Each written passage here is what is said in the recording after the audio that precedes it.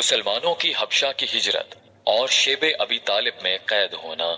مسلمانوں کو اور ان کے سردار فخر دو عالم صلی اللہ علیہ وآلہ وسلم کو جب کفار سے تکالیف پہنچتی ہی رہیں اور آئے دن ان میں بجائے کمی کے اضافہ ہی ہوتا رہا، تو حضور صلی اللہ علیہ وآلہ وسلم نے صحابہ رضی اللہ تعالی عنہم کو اس کی اجازت فرما دی کہ وہ یہاں سے کسی اور جگہ چلے جائیں۔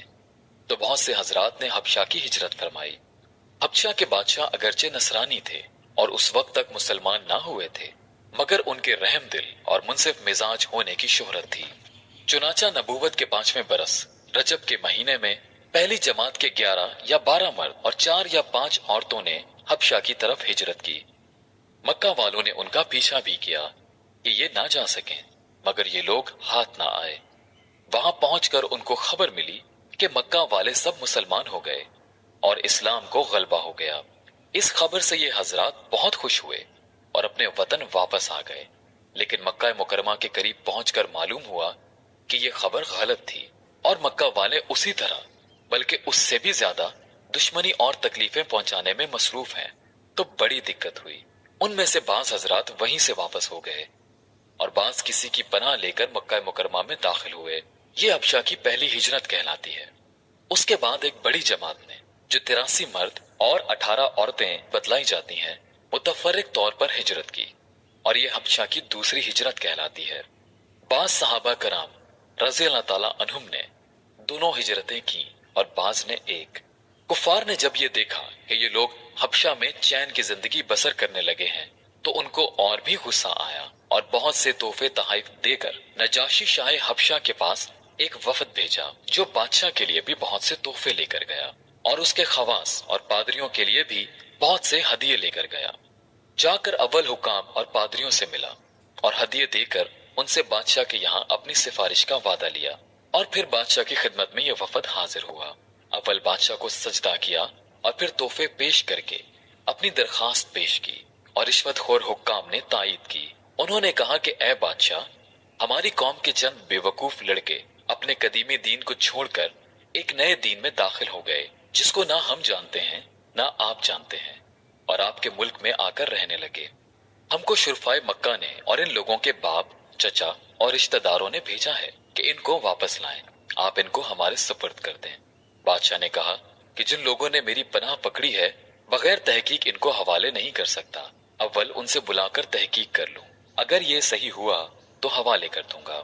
چنانچہ مسلمانوں کو بلایا گیا۔ مسلمان اول تو بہت پریشان ہوئے کہ کیا کریں، مگر اللہ کے فضل نے مدد کی اور ہمت سے یہ طے کیا کہ چلنا چاہیے اور صاف بات کہنا چاہیے۔ بادشاہ کے یہاں پہنچ کر سلام کیا۔ کسی نے اعتراض کیا کہ تم نے بادشاہ کو آداب شاہی کے موافق سجدہ نہیں کیا۔ ان لوگوں نے کہا، ہم کو ہمارے نبی نے اللہ کے سوا کسی کو سجدہ کرنے کی اجازت نہیں دی۔ اس کے بعد بادشاہ نے ان سے حالات دریافت کیے۔ حضرت جعفر رضی اللہ تعالیٰ عنہ آگے بڑھے اور فرمایا کہ ہم لوگ جہالت میں پڑے ہوئے تھے، نہ اللہ کو جانتے تھے نہ اس کے رسولوں سے واقف تھے، پتھروں کو پوجتے تھے، مردار کھاتے تھے، برے کام کرتے تھے، رشتے ناتوں کو توڑتے تھے، ہم میں کا کبھی ضعیف کو ہلاک کر دیتا تھا۔ ہم اسی حال میں تھے کہ اللہ نے اپنا ایک رسول بھیجا، جس کے نسب کو، اس کی سچائی کو، اس کی امانت داری کو، پرہیزگاری کو ہم خوب جانتے ہیں۔ اس نے ہم کو ایک اللہ وحدہ لا شریک لہو کی عبادت کی طرف بلایا اور پتھروں اور بتوں کے پوجنے سے منع فرمایا۔ اس نے ہم کو اچھے کام کرنے کا حکم دیا، برے کاموں سے منع کیا۔ اس نے ہم کو سچ بولنے کا حکم دیا، امانت داری کا حکم دیا، صلہ رحمی کا حکم دیا، پڑوسی کے ساتھ اچھا برتاؤ کرنے کا حکم دیا، نماز، روزہ، صدقہ خیرات کا حکم دیا، اور اچھے اخلاق تعلیم کیے۔ زنا، بدکاری، جھوٹ بولنا، یتیم کا مال کھانا، کسی پر تہمت لگانا اور اس قسم کے برے اعمال سے منع فرمایا۔ ہم کو قرآن پاک کی تعلیم دی، ہم اس پر ایمان لائے اور اس کے فرمان کی تعمیل کی، جس پر ہماری قوم ہماری دشمن ہو گئی اور ہم کو ہر طرح سے ستایا۔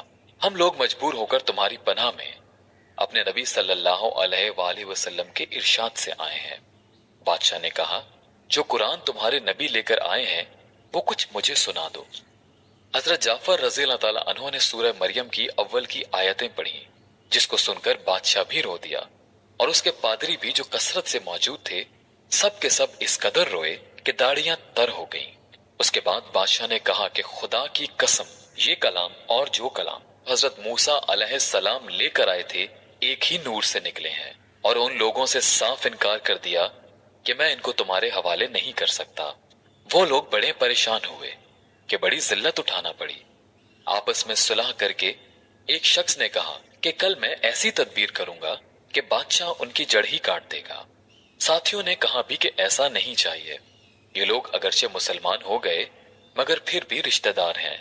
मगर उसने ना माना। दूसरे दिन फिर बादशाह के पास गए और जाकर कहा कि ये लोग हजरत ईसा अलैहिस्सलाम की शान में गुस्ताखी करते हैं, उनको अल्लाह का बेटा नहीं मानते। बादशाह ने फिर मुसलमानों को बुलाया। सहाबा रज़ी अल्लाह ताला अन्हुम फरमाते हैं कि दूसरे दिन के बुलाने से हमें और भी ज्यादा परेशानी हुई। बहरहाल गए। बादशाह ने पूछा कि तुम हजरत ईसा अलैहिस्सलाम के बारे में क्या कहते हो? उन्होंने कहा, वही कहते हैं जो हमारे नबी सल्लल्लाहु अलैहि वसल्लम पर उनकी शान में नाजिल हुआ कि वो अल्लाह के बंदे हैं, अल्लाह के रसूल हैं, उसकी रूह है और उसका कलमा है, जिसको खुदा ने कुंवारी और पाक मरियम की तरफ डाला। नजाशी ने कहा कि हजरत ईसा अलैहिस्सलाम भी इसके सिवा कुछ नहीं फरमाते। पादरी लोग आपस में कुछ चक करने लगे। नजाशी ने कहा, तुम जो चाहे कहो।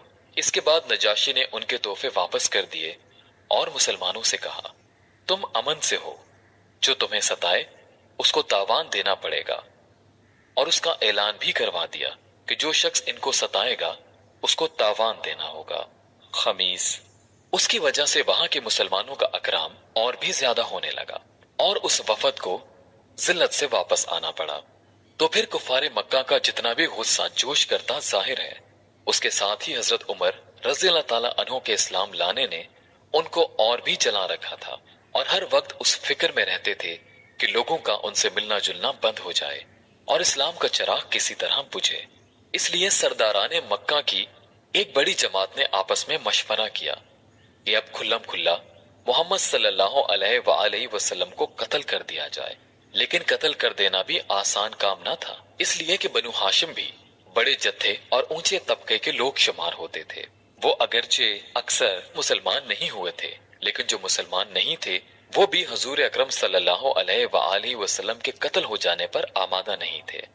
इसलिए उन सब कफ्फार ने मिलकर एक मुआहिदा किया कि सारे बनु हाशिम और बनु मुत्तलिब का बायकॉट किया जावे, ना उनको कोई शख्स अपने पास बैठने दे, ना उनसे कोई खरीदो फरोख्त करे, ना बातचीत करे, ना उनके घर जाए, ना उनको अपने घर आने दे, और उस वक्त तक सुलह ना की जाए जब तक कि वो हुजूर अकरम सल्लल्लाहु अलैहि वसल्लम को कत्ल के लिए हवाले ना कर दें। ये मुआहिदा जबानी ही गुफ्तगू पर खत्म नहीं हुआ, बल्कि यकम मुहर्रम सन 7 नबवी को एक मुआहिदा तहरीरी लिखकर बैतुल्लाह में लटकाया गया, ताकि हर शख्स इसका एहतराम करे और उसको पूरा करने की कोशिश करे। और इस मुआहिदे की वजह से 3 बरस तक ये सब हजरात 2 पहाड़ों के दरमियान एक घाटी में नजरबंद रहे कि ना कोई उनसे मिल सकता था, ना ये किसी से मिल सकते थे, ना मक्का के किसी आदमी से कोई चीज खरीद सकते थे, ना बाहर से आने वाले किसी ताजिर से मिल सकते थे। अगर कोई शख्स बाहर निकलता तो पीटा जाता और किसी से जरूरत का इजहार करता तो साफ जवाब पाता। मामूली सा सामान गल्ला वगैरह जो उन लोगों के पास था वो कहां तक काम देता। आखिर फाकों पर फाके गुजरने लगे और औरतें और बच्चे भूख से बेताब होकर रोते और चिल्लाते, और उनके आइजा को अपनी भूख और तकलीफ से ज्यादा इन बच्चों की तकालीफ सताती। आखिर 3 बरस के बाद अल्लाह के फजल से वो सहीफा दीमक की नजर हुआ और उन हजरात की ये मुसीबत दूर हुई। 3 बरस का जमाना ऐसे सख्त बायकॉट और नजरबंदी में गुजारा, और ऐसी हालत में उन हजरात पर क्या क्या मुशक्कतें गुजरी होंगी वो जाहिर है। लेकिन उसके बावजूद सहाबा कराम रिजवानुल्लाह अलैहिम अजमईन निहायत साबित कदमी के साथ अपने दीन पर जमे रहे, बल्कि उसकी इशाअत फरमाते रहे। फायदा। ये तकालीफ और मुशक्कतें इन लोगों ने उठाई हैं जिनके आज हम नाम लेवा कहलाते हैं और अपने को उनका मुतबे बतलाते हैं और समझते हैं। ہم لوگ ترقی کے باب میں صحابہ کرام رضی اللہ تعالیٰ عنہم جیسی ترقیوں کے خواب دیکھتے ہیں، لیکن کسی وقت ذرا غور کر کے یہ بھی سوچنا چاہیے کہ ان حضرات نے قربانیاں کتنی فرمائی اور ہم نے دین کی خاطر، اسلام کی خاطر، مذہب کی خاطر کیا کیا۔ کامیابی ہمیشہ کوشش اور صحیح کے مناسب ہوتی ہے۔ ہم لوگ چاہتے ہیں کہ عیش و آرام، بد دینی اور دنیا طلبی میں کافروں کے دوش بدوش چلیں اور اسلامی ترقی ہمارے ساتھ ہو۔ یہ کیسے ہو سکتا ہے؟ ترسم نرسی بکعبہ اے اعرابی کہ ای راہ کہ تو می روی بترکستان است۔ ترجمہ: مجھے خوف ہے او بدوی کہ تو کعبہ کو نہیں پہنچ سکتا، اس لیے کہ یہ راستہ کعبہ کی دوسری جانب ترکستان کی طرف جاتا ہے۔